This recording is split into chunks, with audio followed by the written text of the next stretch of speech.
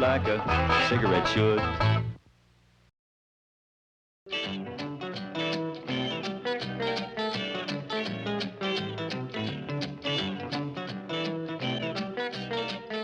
Now, Granny, I realize that back home you are considered a doctor. But this is Beverly Hills. And you are not allowed to practice medicine here in Beverly Hills. Especially the way you practice it. Cutting off a person's hair and burying it in the ground overnight to cast a spell on his sickness. Now, Granny, this is it. No more doctoring. How's that? Very good, Chief. Very good indeed. That should stop, Granny. Fine. Now get up there and tell her. Well, you don't think I'm crazy enough to talk to her like that, do you?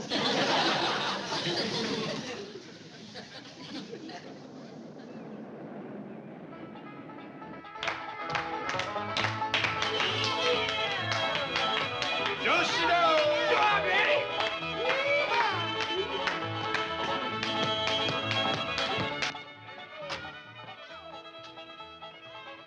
A square dance? At this hour of the morning?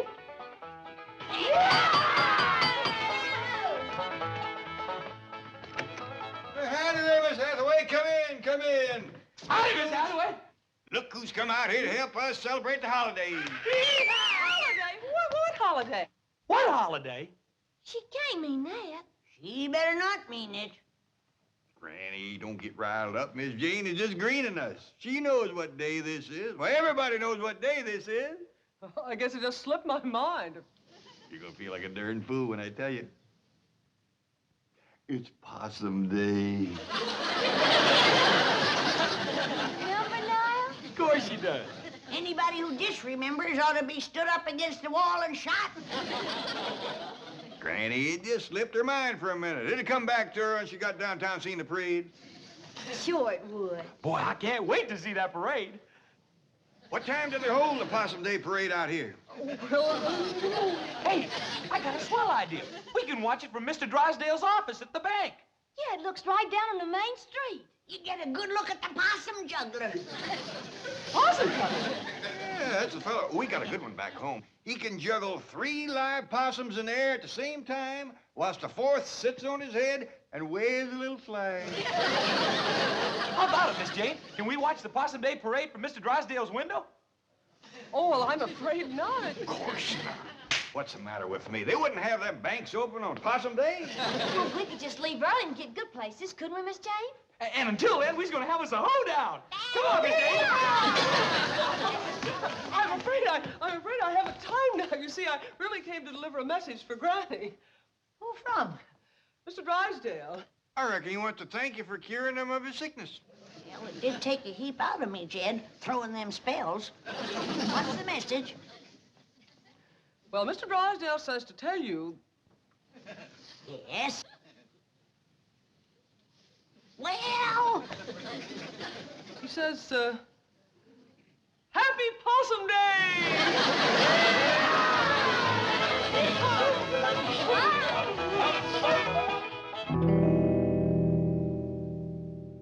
Roy, will you relax? What are you complaining about? She whacked off my hair, too, didn't she? But I am a doctor. Do you have any idea what I've been going through this morning? The lawnmower? Now remember your Hippocratic oath? I have a few oaths for you that Hippocrates never even heard of. If word gets out that my hair was snipped off, buried by a little hillbilly witch doctor to cast a spell on my sickness, do you think I'd have one patient left? Yes, I see what you mean. They'll all be going to her. Drysdale, I am going to the state medical board, and when they get through with that little woman, she won't be able to prescribe an aspirin for her own headache. Oh, Roy, will you relax? I've already taken care of that. You have? My exact words to her this very morning, I said, Granny, this is it. No more doctoring. And what did she say? Well, I won't know till my secretary gets back. You sent your secretary to tell her that? Well, she's much more persuasive than I am. She knows how to handle them. So do I. Roy! Dr. Clyburn to you. Doctor, I appeal to you as a poor, helpless patient. You don't even appeal to me as a rich, helpless patient. If you make trouble for the Clampetts, I'll be facing major surgery. What major surgery? The removal of $35 million from my bank. without an anesthetic. Here she is. Tell the doctor you gave Granny my message. No more doctoring, and she agreed. Well, you heard her. Now get back to your office and forget the whole thing. I want to hear exactly what you said to Granny and what Granny said to you. Well, upon my arrival at the Clampett mansion, imagine my surprise to find them arrayed in their Sunday finery and having a square dance. Look who's here to help us celebrate the holiday, exclaimed Mr. Clampett, happily. What holiday? I inquired, innocently. Possum Day, he replied, earnestly. Well, you... Never mind the Tom Swift dialogue.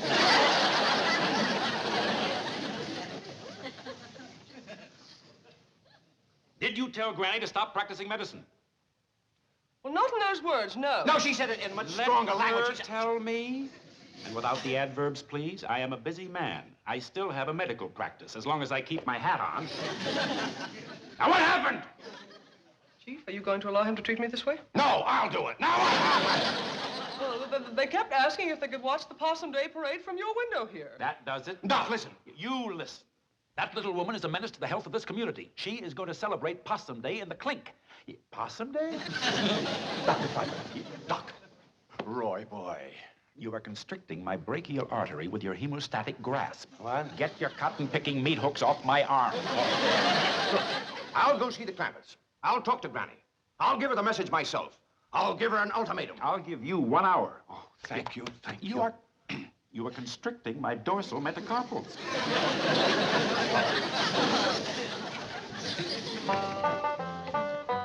What all you got in here, Granny? Oh, just a few victuals to nibble at the parade. Any baked possum? Of course not. Don't you listen to him, Wendell. Jethro, you know it's getting low to eat possum on Possum Day. Oh, I was only spoofing, Uncle Jed. You know, maybe we don't need this little ladder at all. Find a good place to park the truck and we could watch the whole parade right from the truck. I got a dandy place to park.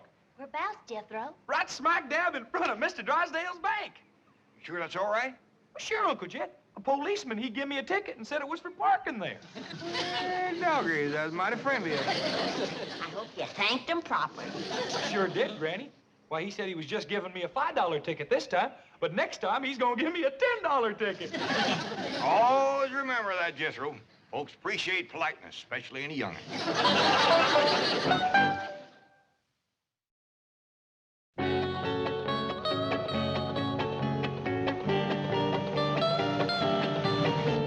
What else can happen to me today? Now, Chief, don't get so upset. Come on, faster, faster. Well, I reckon that's everything. Come on, let's get going. Oh, I'm so excited. This is the first time we ever watched a Possum Day Parade in Beverly Hills. Yeah, I reckon they do it up proper out here. Oh, hey, Uncle Jed, shouldn't we bring along old Duke? I don't reckon that'd be such a good idea. What do you think, Granny? I don't think so. The way he's been eyeing old Wendell here.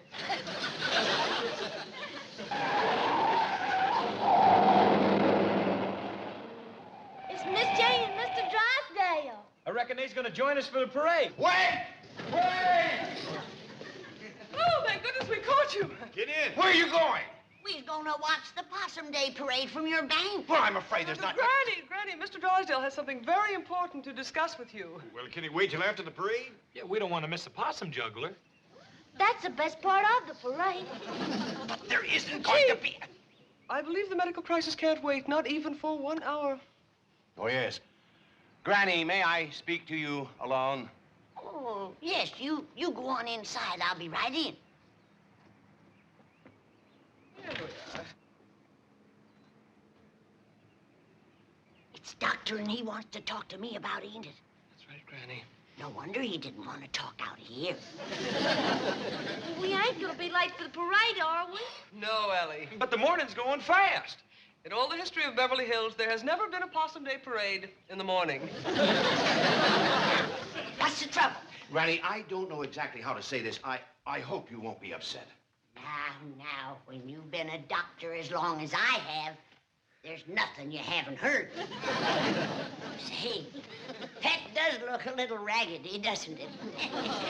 You better come on out and let me whip you up a poultice for your head. No, please. No more medicine, especially not today. Mr. Drysdale, a doctor's duty never stops. even on Possum Day. Granny, that's what I'm here to talk to you about. You see, cutting off a person's hair and burying it in the ground to cast a spell is not the approved method of practicing medicine here in Beverly Hills.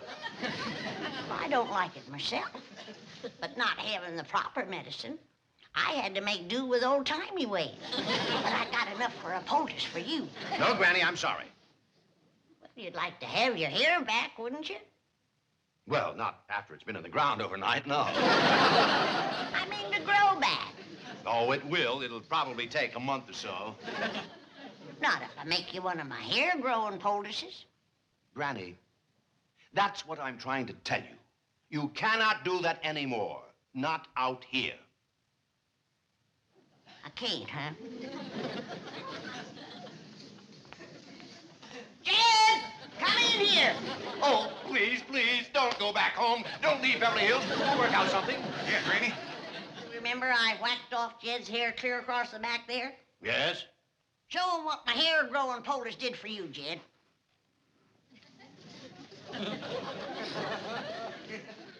It's a mite ragged. It ain't been trimmed yet. Why, that's impossible.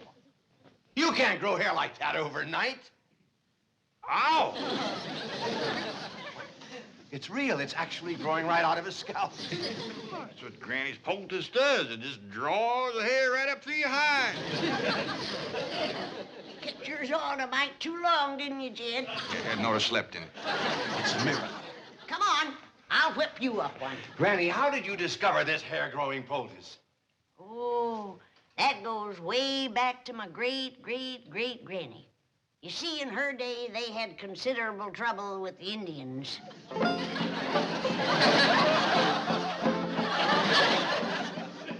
Mayor, Your Honor, it doesn't have to be a big parade. No, just a high school band, a few horses, a few banners. My secretary's looking for a possum juggler. He's a possum juggler. Yeah, he juggles 3 live possums with the same as... Hello?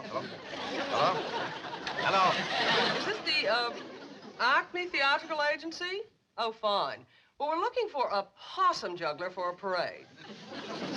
You have a Clarence juggler. Not an actor. A possum juggler is one who juggles possums. Now, we would prefer one who can juggle at least 3 Hello?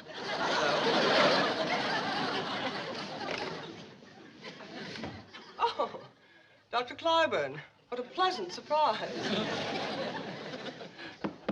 What's that?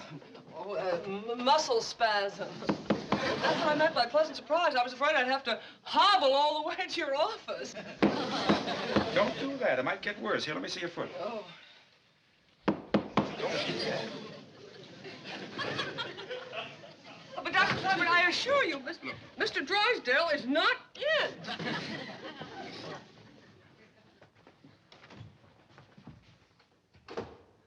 See? Told you. Not here. I wish I could stay out of my office. Have you any idea how it destroys the confidence of a patient to be examined by a doctor who keeps his hat on? Patient gets the feeling things aren't going well.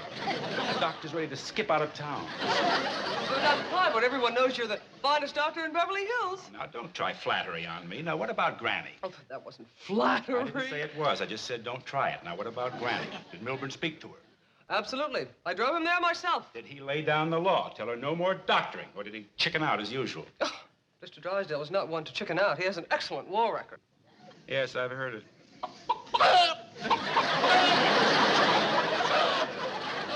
I resent that, Clyburn. I'll have you know I was decorated. Yes, and I see you're still wearing it. What is that? What? Oh, this. Well, my head was cold. I presume that's why you were hiding under the desk? As a matter of fact, it is. Now, I'm busy. Get going. What about Granny? I took care of Granny. I want the truth. What shall I do, swear in my honor as a banker?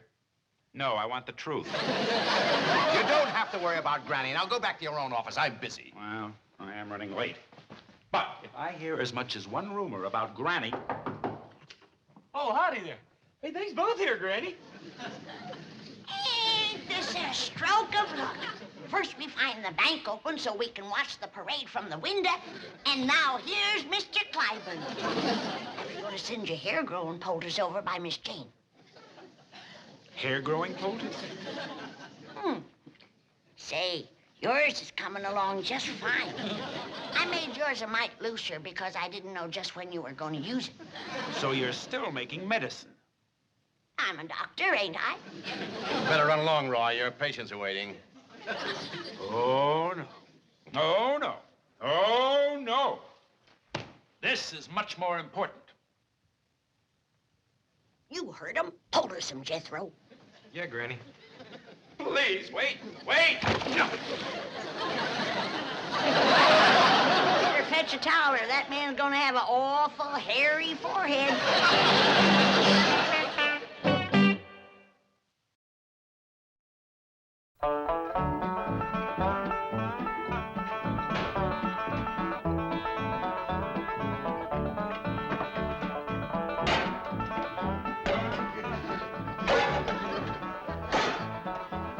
Granny, how many of my critters can I take back home with me? None that you didn't bring with you. I don't want nothing around that's gonna remind me of this miserable place. Well, how about my skunk? He won't take up no room. Leave him here. Well, he might get kind of lonesome. They ain't got many skunks in Beverly Hills. There's plenty of the two-legged kind. Like that ungrateful, good-for-nothing Clyburn feller. Say, Granny, it's coming on for nightfall. What you say we all get a good night's sleep and we start out for home first thing in the morning? I ain't spending one more night in this Beverly Hills, and that's that. I'm going back home, where folks appreciate you doctoring them back to health and poultice hair on their heads. That Clyburn fella was plumb ungrateful, was he? Downright nasty. Why, he's claiming that he wasn't even sick when he came here yesterday. He says that Jethro put him to bed against his will. Why, he's even claiming that he's Mr. Drysdale's doctor. You know, sir. I cured them both. Now he's wanting all the credit. Granny, let him have the credit. It ain't that, Jed. But it's the meanness of the man. Why, he yanked my poultice off his head and throwed it out the window. Then he poked his finger in my face, and he says he's gonna get after me with a doctor's board. What's a doctor's board? I don't know, but it must be big. He says 4 doctors sat on it. That's when Jethro came in. Right, Jethro? Yes, sir, Uncle Jed. I said, you take a board to my granny, and I'll bust it over your head. I don't care how many doctors is sitting on it. Well, I reckon he was considerable provoked to see that. I was pretty provoked myself, waiting outside. Why, what happened to you? Well, as you know, this policeman gives Jethro here a ticket for parking in front of the bank. A $5 ticket. Well, when a policeman come by and tried to give me another ticket, I said, no, thank you, we already got one. If it's all the same to you, I'll take the money. Well, he commenced to mean-mouthing me, and I said, now, hold on there. If that's the way you're going to be, we won't take your money or your ticket. What did he say to that? He asked me if I want to come down to the station with him, and I said, no, I don't want to miss the Possum Day Parade. Well, what did he say to that? He said there wasn't no Possum Day. No, Possum Day. That's what he said. These folks don't appreciate nothing out here. Jethro, you call Mr. Drysdale at his bank, and you tell him to send over your Uncle Jed's $35 million right away. We want to take it with us. Yes, Granny. And none of that paper stuff. We want real money, silver. But, Jethro, listen to me. There is a Possum Day, and there will be a parade. Mr. Drysdale's working on it right now. All right, Mayor. Now, look, how about this? A couple of elephants, calliope, a few lousy balloons. Is that too much to ask? Now, suppose we put your name on the balloon. Election's coming up, you know. But, Jethro, please, you can't leave tonight. Oh, let me talk to Granny. All right. One small elephant, a few balloons, and a possum juggler. Possum juggler. But, Granny, $35 million in cash. You can't possibly. You want it in what? Nickels, dimes, and quarters. Hello? Hello? Hello? Granny? Hello? Hello? Well, the Possum Day Parade's all arranged. First thing tomorrow morning. Let's see, we're going to have an elephant Too late, Chief. The Clampetts are leaving. No. Tonight. No. And taking their money. No. I thought I'd drop by on my way to the medical board. They'll have my report in case Granny tries to practice medicine again. How many doctors did you say were on that board? 4, all top men. Well, you're going to need all 4. Oh, Chief, remember you're a bank president. Allow me to hit him. What's the matter with you two? Look, Milburn, aren't you content just to look like an idiot? You have to act like one, too. And will you take off that silly-looking baby bonnet? Hair. Chief, you've got hair. Hair where? Of all places, on your head. Granny's poldest. It works. Look who has hair. And who has it? Impossible. It is a medical impossibility to so stimulate the cranial integument as to produce in a few short hours more than a microscopic filamentous outgrowth of modified epidermic tissue known as hair. She did it. That little hillbilly witch doctor did it. Come, Chief. Grab your coat and get your hat. There's still time to stop them. 8 years Harvard Medical School. 2 years internship. 20 years practice. 30 years of accumulated scientific knowledge.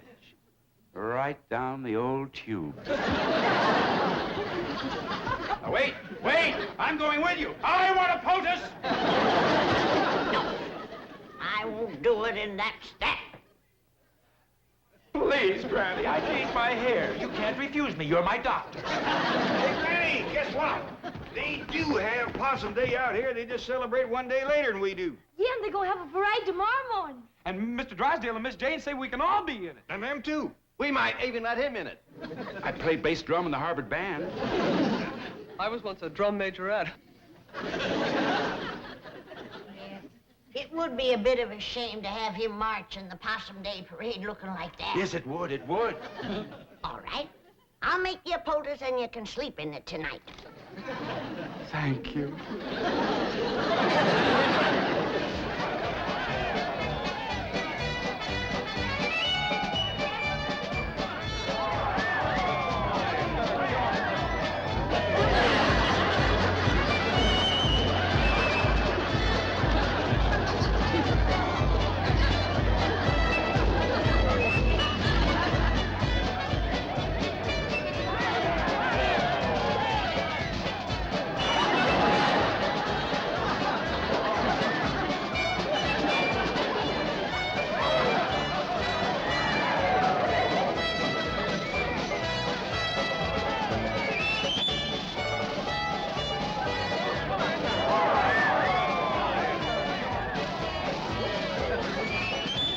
Dandy parade, ain't it, Granny? All except the possum juggler, sorriest I ever seen.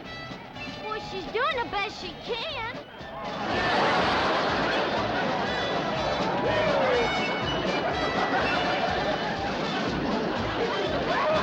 I bet you by next Possum Day she'll be good enough to lead the parade.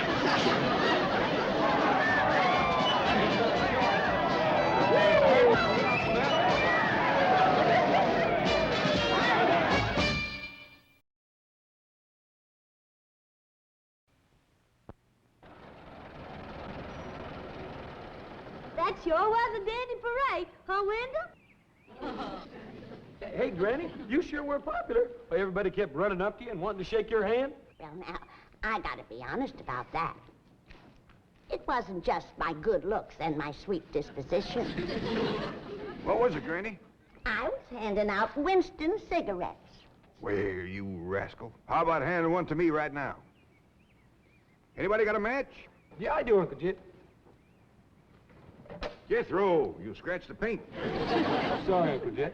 I couldn't see it for the rust. By doggies, this is a way to enjoy a holiday, or any other day for that matter, smoking a Winston. Winston tastes good, huh, Pa? That's a fact. Winston tastes good. Like a cigarette. Had oughta.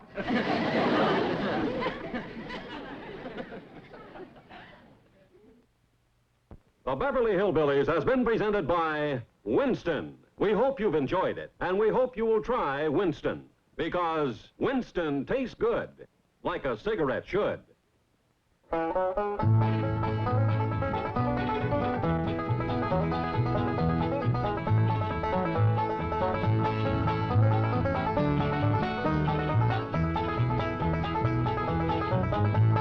Now it's time to say goodbye to Jed and all his kin. They would like to thank you folks for kindly dropping in. You're all invited back next week to this locality to have a heaping helping of their hospitality. Hillbilly, that is. Set a spell. Take your shoes off. You all come back now. Here. This has been a Filmways presentation.